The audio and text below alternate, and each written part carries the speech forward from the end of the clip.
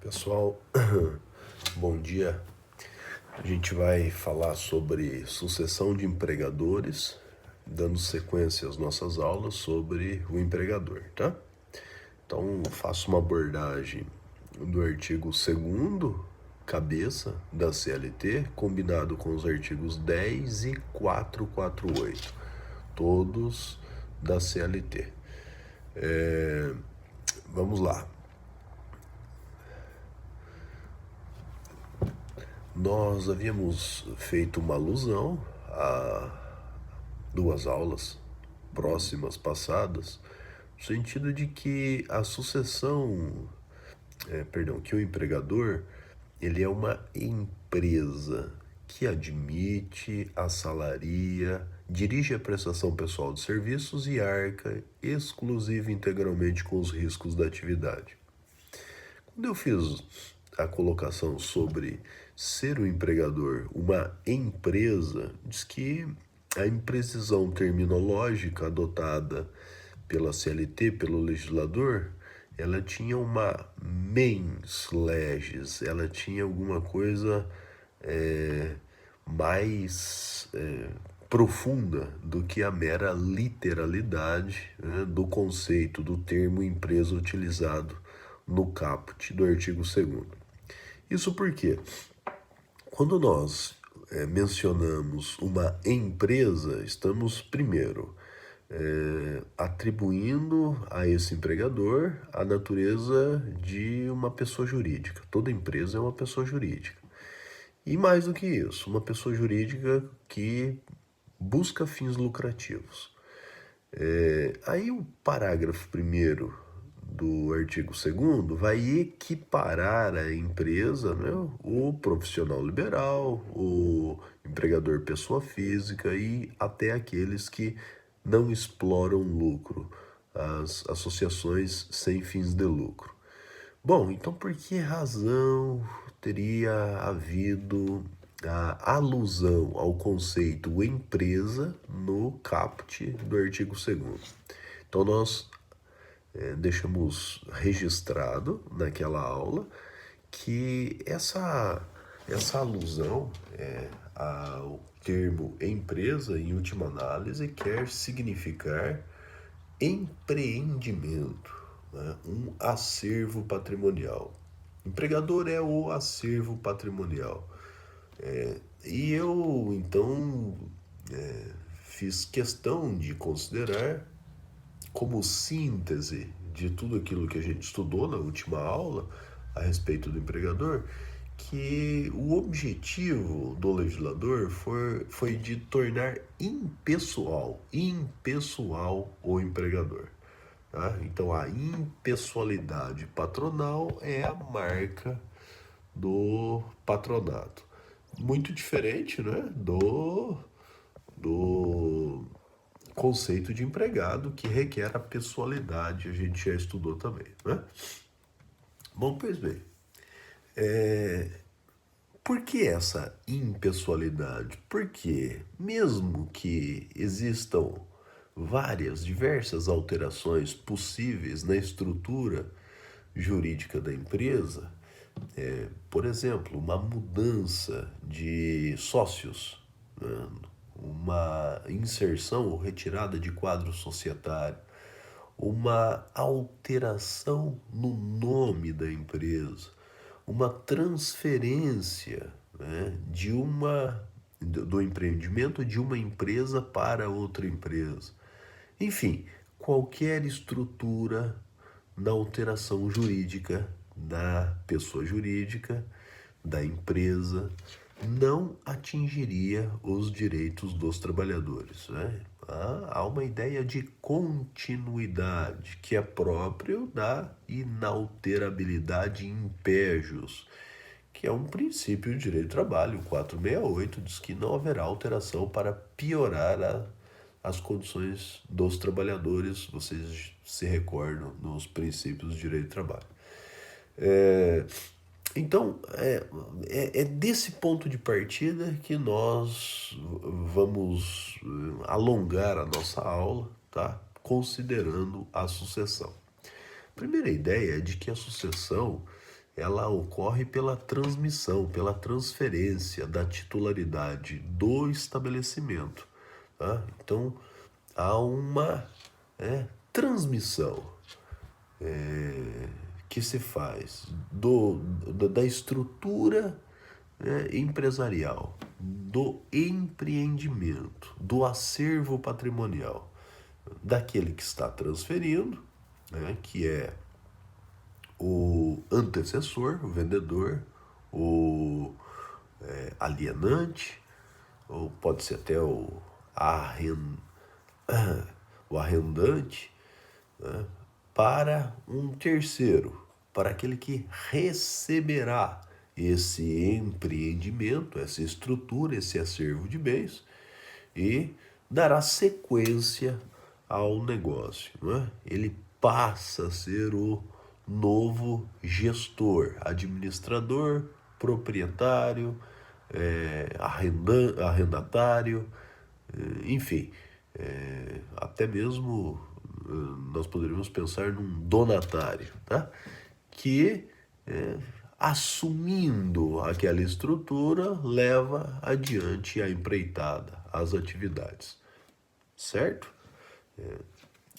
Sintetizando, sucessão é o fenômeno pelo qual há uma transferência do empreendimento de um transmitente a um adquirente, qualquer que seja o título oneroso, título gratuito, a título definitivo, a título provisório, inclusive em posse precária, como é o caso de um arrendamento, sem prejudicar direitos dos trabalhadores.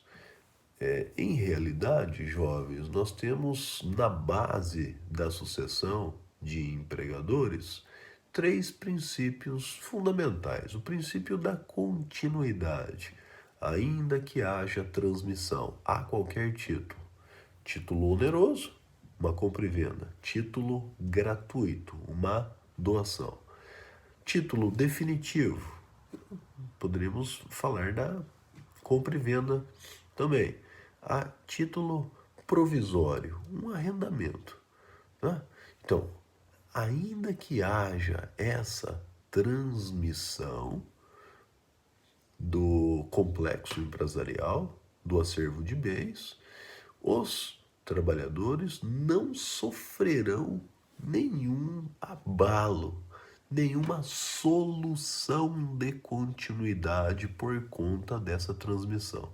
Em última análise, o que eu quero dizer é que os vínculos empregatícios, eles continuam incólumes, eles continuam rendendo e gerando seus efeitos, ainda que haja uma mudança estrutural, uma mudança na titularidade desse acervo patrimonial.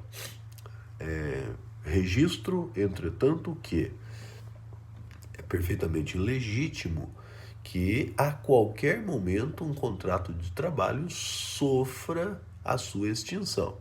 O direito do trabalho, ele só tem as estabilidades provisórias, Nós não temos estabilidades definitivas no mundo do trabalho, pelo menos no direito brasileiro. Isso implica em que, a qualquer momento, um empregador pode exercer o seu direito potestativo de marcar a extinção do contrato, que vocês já ouviram falar como dispensa sem justa causa. Valeria também por parte do empregado, solicitar um pedido de demissão sem nenhum motivo justificado. Então, uma demissão sem justa causa. Essas são hipóteses de resilição contratual. Isso pode ser feito a qualquer momento. Se não há uma justificativa exigida, o que bastaria seria o pagamento, a dação do aviso prévio e, se não fosse possível a dação do aviso prévio, o seu pagamento em forma indenizada.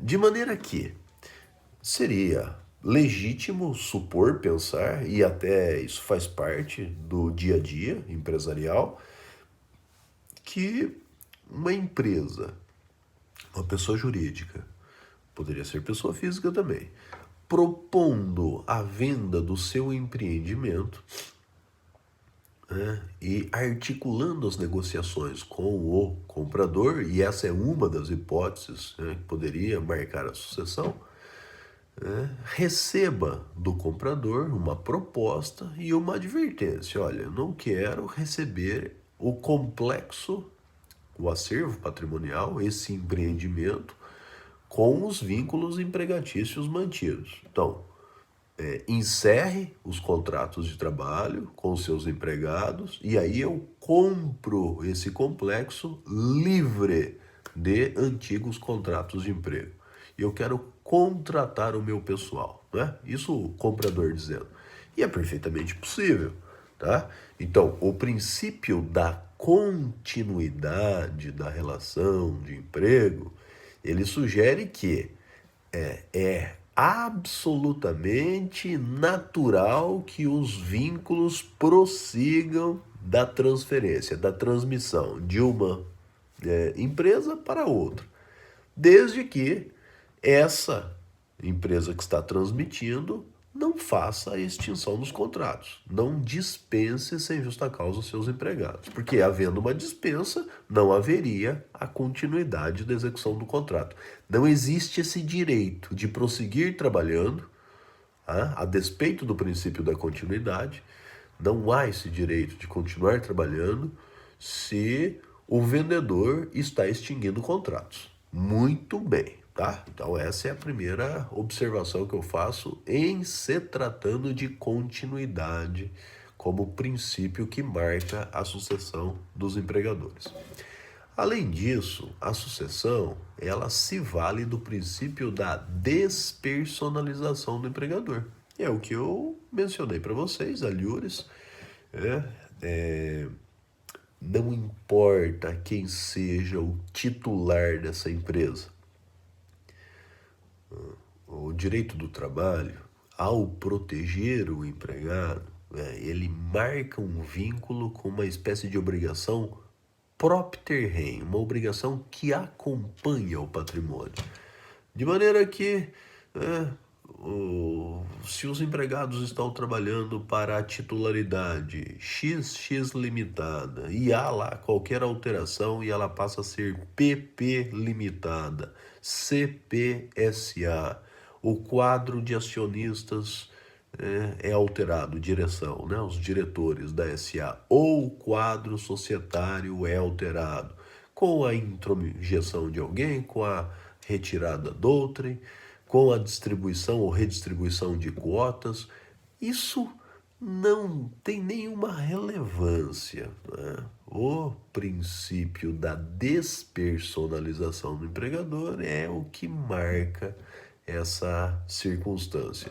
De maneira que a empresa chamando A, B, C, D, E, F ou G limitada, ao fazer uma alteração em relação à empresa anterior, ela vai manter os empregados na mesma circunstância, tá? Com o mesmo vínculo, a menos que tenha havido, como disse para vocês, uma comunicação de extinção do contrato, tá? Depois vocês vão fazer uma leitura dos artigos 10 e 448 da CLT e eles dizem exatamente isso, que a alteração na estrutura jurídica da empresa não suprime os direitos adquiridos dos empregados. Tá? Isso é o que dispõe o artigo... Só um pouquinho que eu vou abrir aqui a CLT, tá? Aqui, ó.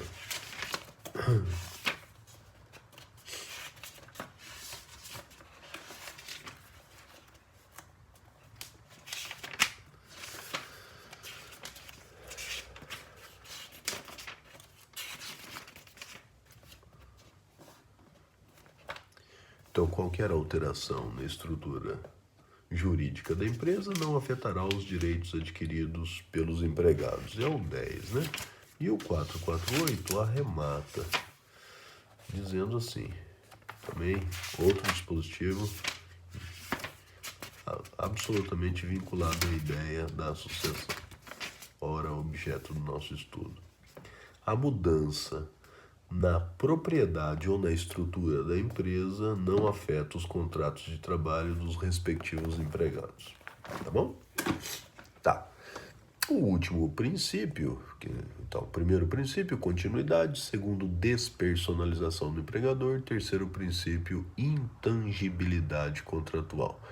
Os contratos de emprego, eles são inalteráveis para prejudicar empregados. É o que nós vimos numa dessas aulas sobre princípios. Isso é o que consagra o 468 da CLT.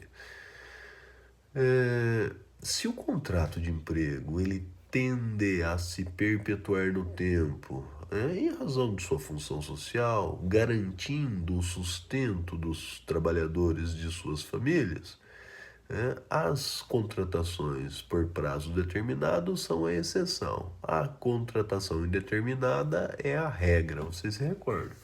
Isso, projetado para o campo da sucessão, representa que os contratos tendem a continuar, a despeito das alterações promovidas no âmbito empresarial. E a exceção seria, então, a extinção do contrato por comunicação do empregador. Olha, não quero mais que vocês trabalhem, estou vendendo a empresa, então vou fazer o acerto trabalhista. Isso pode ocorrer com sucessão ou sem sucessão. É o que dispõe o 477 da CLT. A despersonalização diz que, em última análise, o vínculo empregatício é intuito personae. Intuito personae. Ele é personalíssimo só em relação ao empregado. O empregador, ele não tem essa característica da pessoalidade. Isso não interfere na subsistência do contrato de emprego. E a intangibilidade prevista pelo 468 diz que, em última análise, nenhuma alteração subjetiva do sujeito da relação contratual do empregador poderá causar prejuízos aos empregados. E aí nós fechamos a leitura, fechamos rigorosamente a leitura do sentido de empresa previsto na cabeça do artigo 2º da CLT. Bom, o que tem sido exigência para a caracterização da sucessão são dois requisitos, jovens. Primeiro requisito, que haja uma transmissão do acervo patrimonial. Tá? Essa transmissão, ela pode ser uma transmissão a qualquer título, já disse 2 ou 3 vezes isso, a título oneroso, com pagamento, eu vendo, eu arrendo, a título gratuito, uma doação. Depois, além desta transmissão do acervo patrimonial, e agora eu gostaria de fazer uma observação importante. Não há uma exigência de que a empresa, o complexo patrimonial seja integralmente transferido para que ocorra a sucessão. Prestem bem atenção nisso. É possível que um acervo patrimonial, um complexo empresarial, ele tenha 2 ou 3 atividades autônomas, bem delimitadas, bem marcadas. E bastaria que houvesse a transferência de parte desse complexo, uma unidade socioeconômica independente. Vamos pensar aqui as faculdades Maringá, elas contam com o curso de graduação, o curso de pós-graduação e o ensino médio. Imaginássemos que só a pós-graduação fosse colocada à venda para a FGV. E isso já importaria em uma sucessão. A sucessão de uma unidade socioeconômica. faz parte da empresa, Faculdades Maringá, mas é uma unidade autônoma, tá? Então, em relação aos empregados que prestam serviços no curso de pós-graduação das Faculdades Maringá, aquela unidade socioeconômica autônoma transferida, ela importará em sucessão e terá seus efeitos que a gente vai ver ali na frente, logo na sequência. Bom, de qualquer maneira, perceberam que a primeira exigência para a configuração da sucessão é a transferência, né? É a transmissão, tá?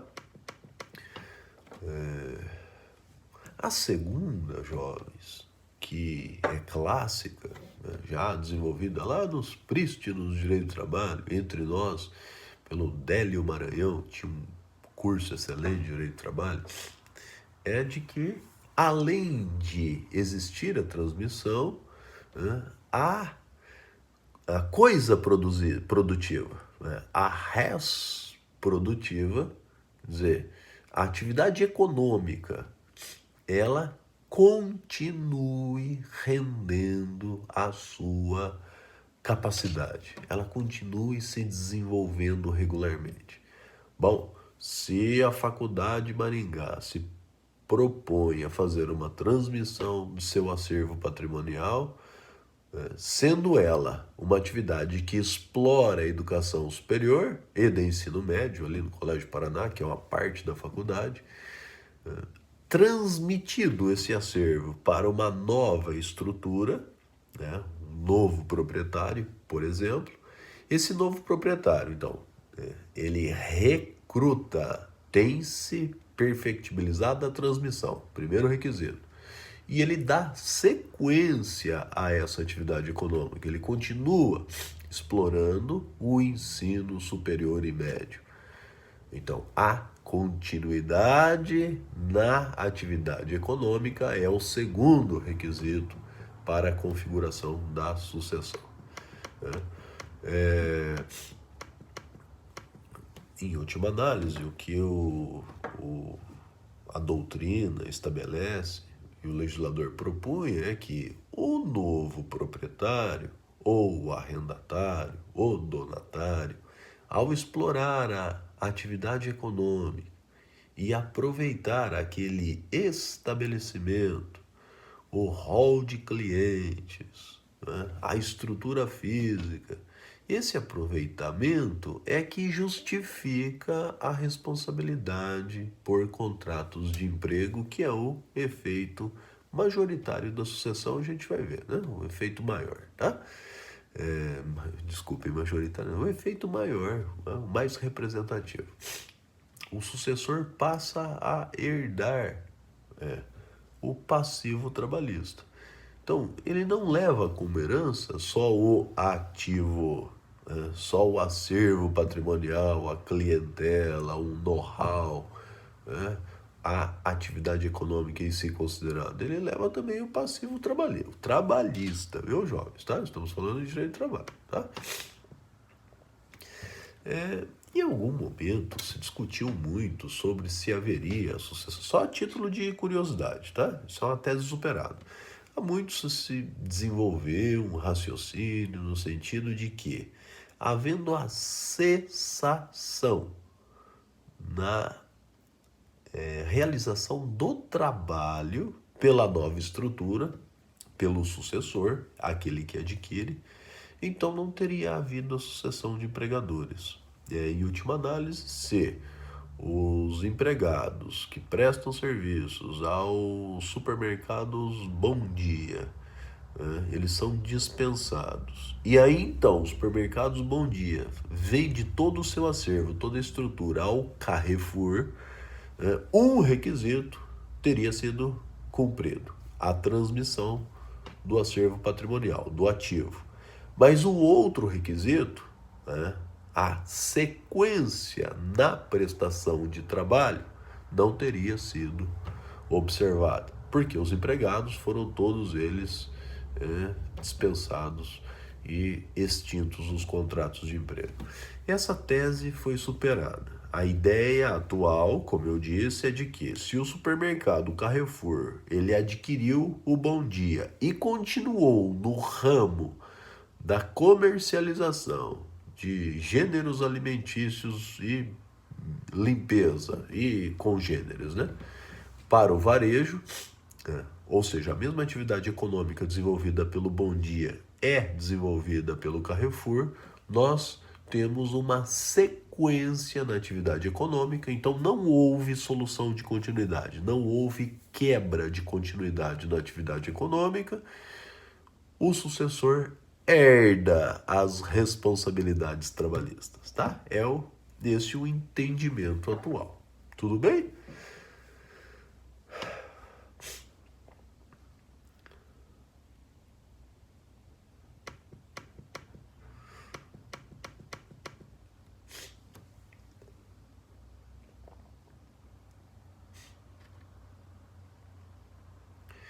Aliás, só para que vocês saibam, há uma OJ, a OJ número 261 da SDI 1 do TST. Novamente, OJ 261 SDI 1 do TST, que se reporta, né, às operações bancárias, quer dizer, as transferências, transmissões de empreendimentos bancários. Unibanco que vendeu para o Itaú, HSBC que vendeu para o Bradesco. Vejam que a compra e venda é uma das hipóteses, né? Nós poderíamos pensar em fusão, incorporação. O Itaú incorporou o Unibanco, né? Tá? Tanto é que a nomenclatura é Itaú Unibanco. O grupo Itaú administra, mas é uma incorporação, tá? Já o Bradesco comprou o HSBC. E é possível uma fusão também. A Ambev é uma fusão de 3 empresas, né? Da Antártica, da Skol e da Brahma. Tá? Tudo isso caracteriza a sucessão. A alteração da estrutura jurídica, qualquer que seja, não afeta, não atinge direitos trabalhistas. Mas voltando ao OJ 261 e falando sobre os bancos, só como um exemplo que acaba se aplicando por analogia a toda modalidade de sucessão, o banco sucessor, quer dizer, a empresa sucessora, né, ela assume a responsabilidade dos passivos trabalhistas, ainda de contratos cujos direitos foram espargidos no passado, antes da transmissão dos bens. Tá?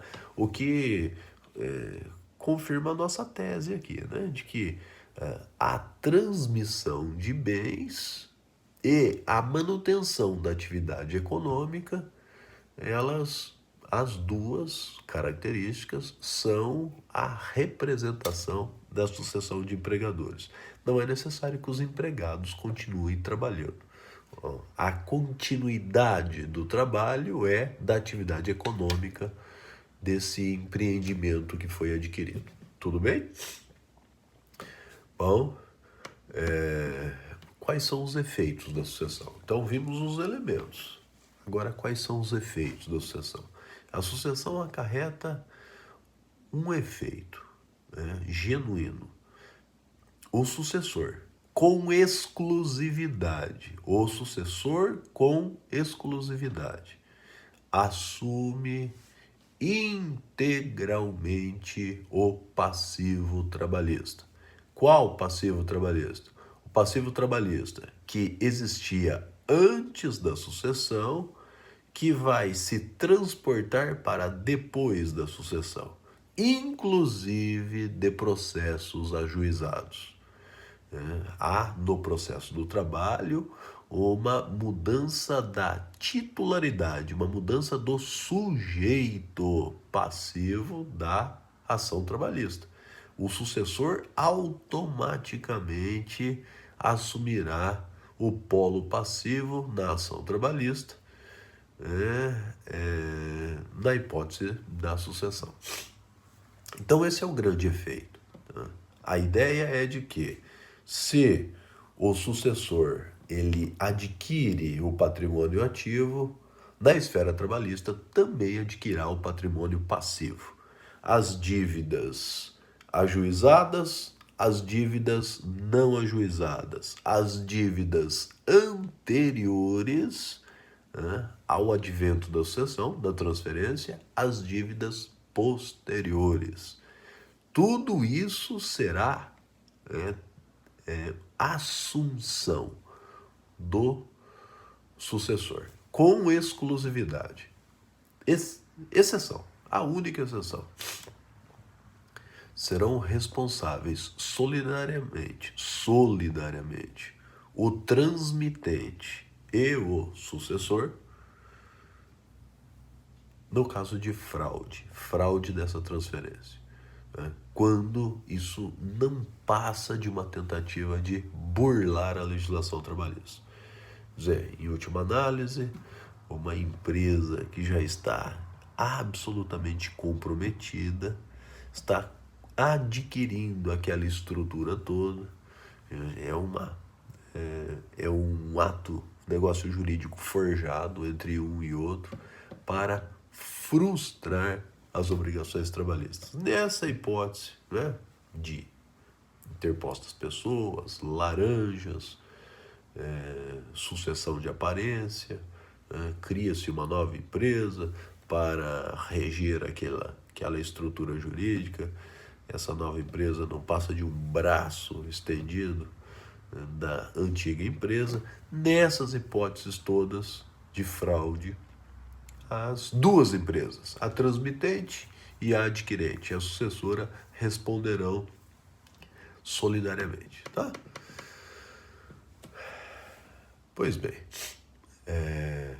essa, portanto, é a grande consequência da sucessão, tudo bem?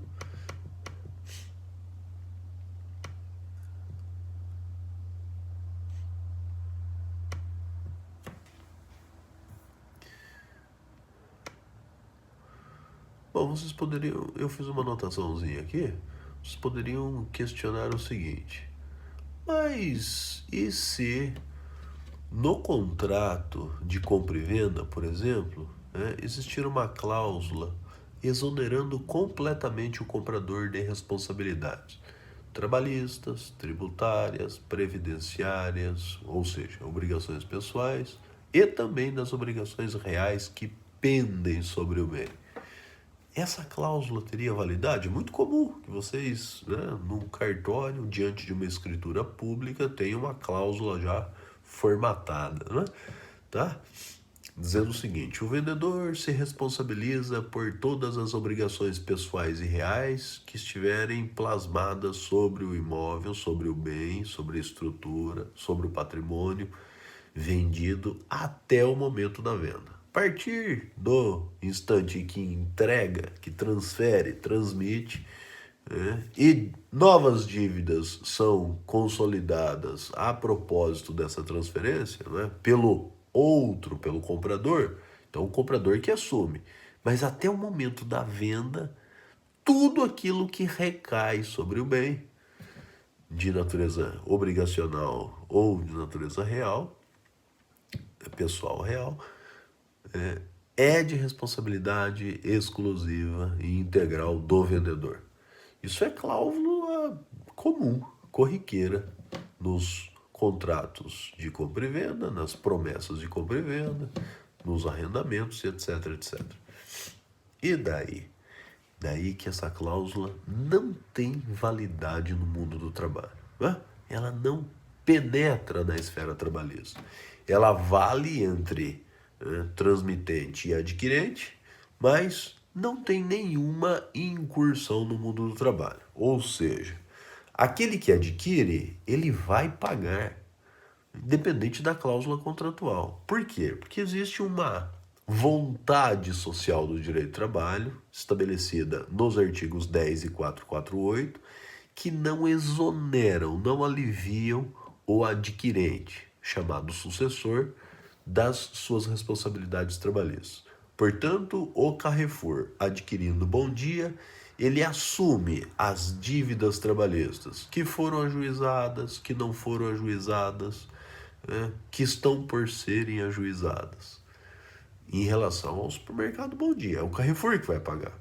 Agora, pagando na esfera trabalhista, pode o Carrefour, lá no cível, né, fazer um exercício do direito do regresso.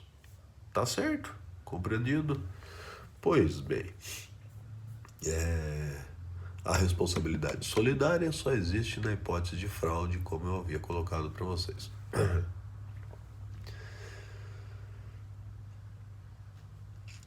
Isso é o que se apresenta no parágrafo único do artigo 10 da CLT com redação atual, tá? Perdão. Artigo 448, letra A da CLT, tá?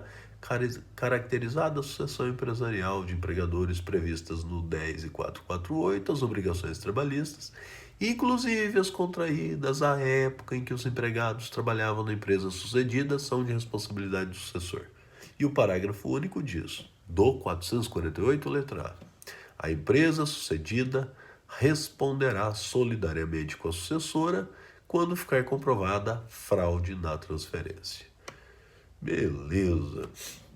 Então, no fim das contas, o legislador, né, por ocasião da reforma, ele só introjetou no direito positivo aquilo que a jurisprudência do TST, a OJ 261, SDI 1, já estabelecia, tá? Em relação aos bancos, e se pulverizou de uma forma geral. Uma outra consideração importante é a de que os sócios, eles poderão responder com patrimônio pessoal pelas dívidas trabalhistas. Mas de que maneira os sócios podem responder com patrimônio pessoal? Bastando que o empregador, pessoa jurídica, não conte com bens para arcar com as dívidas trabalhistas, ou não conte com bens suficientes para arcar com as dívidas trabalhistas, haverá uma desconsideração da pessoa jurídica e o patrimônio será o patrimônio pessoal do empregador, do sócio da empresa, terá a finalidade de garantir o passivo trabalhista. No caso de SAs, você sabe que não há sócio, que há diretores, né? E os diretores, então, também terão responsabilidade trabalhistas. Como é que isso funciona, jovens? O artigo 10 da CLT, agora 10A, ele vai dizer o seguinte, que se houver a desconsideração da pessoa jurídica por insuficiência econômica do acervo patrimonial dessa pessoa jurídica, tendente a garantir as obrigações trabalhistas. Então, nessa hipótese, e vejam que nós estamos diante da desconsideração da pessoa jurídica pela teoria menor, qual é a exigência que se diz para se desconsiderar a pessoa jurídica? A exigência é tão somente a de que o patrimônio não seja suficiente para garantir as dívidas trabalhistas. Só essa, tá? Não é necessário que se comprove a extinção irregular da empresa. Não é necessário que se comprove a malversação, a má gestão societária. Não há necessidade de se comprovar a confusão patrimonial, pessoa jurídica, pessoa física. Basta que o empregado demonstre que o empregador, pessoa jurídica, não tem condições de arcar com as dívidas trabalhistas e haverá uma desconsideração de maneira que os bens particulares dos sócios ou dos diretores de uma SA terão responsabilidade direta pelo pagamento das verbas trabalhistas. É isso que configura a desconsideração. É óbvio que essa desconsideração deve ser precedida de um incidente processual de desconsideração da pessoa jurídica, que está previsto no 855, letra A da CLT. Em última análise, os sócios serão citados para, num prazo de 15 dias, apresentarem defesa. Qual é a defesa que um sócio, um diretor de SA, poderia argumentar em se tratando de uma desconsideração? Eu não sou sócio. Se sou sócio, a empresa já tem bens suficientes para arcar com o passivo trabalhista. Essas são as duas únicas possibilidades, tá? Porque, sendo ele sócio e a empresa não tendo patrimônio, ele responderá, mas deverá ser citado para exercer o contraditório, ampla defesa, inclusive haverá uma decisão interlocutória do incidente de desconsideração. Joia? E o problema do sócio retirante? Aquele sócio que se retira regularmente da sociedade, ele continua respondendo pelo passivo trabalhista em até 2 anos de sua retirada, tá? Durante 2 anos ainda permanece respondendo, é o que diz o artigo 10, letra A da CLT. Mesma premissa do artigo 1039 do Código Civil, né? No direito empresarial, o sócio também continua, ulteriormente, 2 anos depois da sua retirada regular, respondendo pelo passivo trabalhista. É uma responsabilidade objetiva, e isso vale também para o mundo do trabalho. Uma última consideração para a gente encerrar a aula. Existem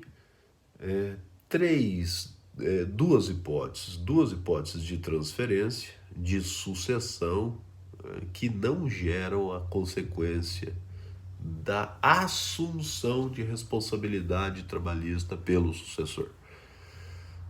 Então, a primeira diz respeito às expropriações judiciais. A arrematação, a adjudicação são hipóteses de aquisição de propriedade, são hipóteses originárias de aquisição de propriedade no direito real, direito das coisas, e aquele que compra no leilão, aquele que adjudica um bem do devedor, ele não assume o passivo trabalhista. Tá? Isso vem, o patrimônio vem limpo. É limpo por quê? Porque é uma aquisição originária de propriedade. A segunda hipótese ela é prevista pelos artigos 141 e 142, combinado com 60, da Lei 10.101 de 2001.